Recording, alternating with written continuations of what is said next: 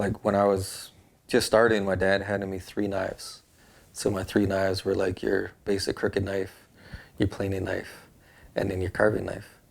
So, and then he said, make your own handles. So I made my own handles.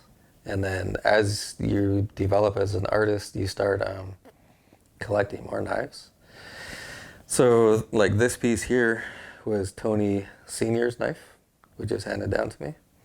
And I try to use this on like every single piece that I make when I'm carving.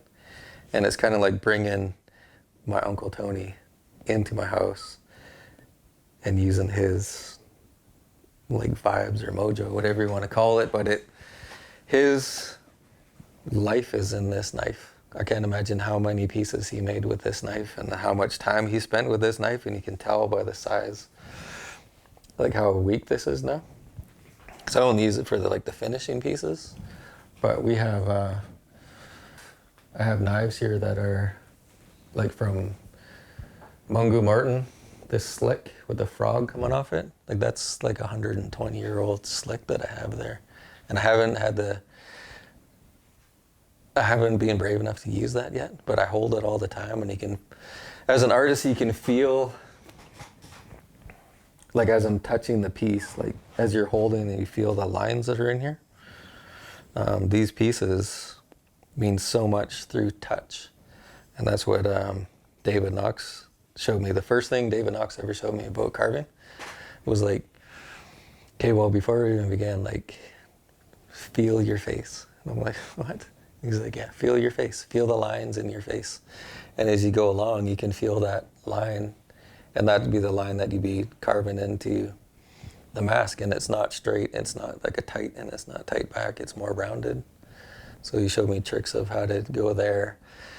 Your nostrils, the same thing. I used to go along and it'd be like more tight. And he's like, no, feel your nostril. It's a rounded nostril. Feel around your lips. It's rounded. So all those little tricks. I use these magical beasts here to bring my pieces to fruition. And it's a great feeling. This one here I haven't touched again. I probably made this little mallet here probably 25 years ago. And then the last time I saw Tony Jr., he was at my dad's house, and he was in my spot, and he was using all my knives and my chisels and my mallet, making his mask. And I was like, holy cow, I'm never touching that again. So I've never used this on a piece, but the memory of Tony Jr. using this is outstanding to me. Like, he's such a great artist, so like in honor of him, I'm gonna keep this forever. I'm never gonna use it again. So like those type things, those memories keep me in my shop forever. And when I try to make the pieces, I try to use their knives. The weirdest ads that I have is actually a Tony Jr. ads as well. And it's the most balanced ads I've ever used, and the most, like, it doesn't hurt your hands. It's the most comfortable piece you could use. And it's the ugliest thing in the world. Like, it's a beast. But it's crazy.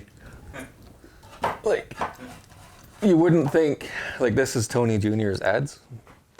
And it's like, what the hell, man? You glued a bunch of plywood together. It's just a nasty beast, right?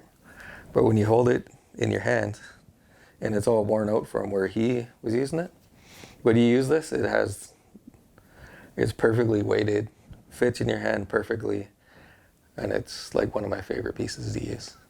And it's kind of like Raiders of the Lost Ark, when he was looking for that cup. The magical cup was Jesus' cup, right? And he finds that thing, and he's like, this is the one. That's like the way I feel when I look at this. It's so ugly, but this is the one. This is what every carver needs, is this piece right here.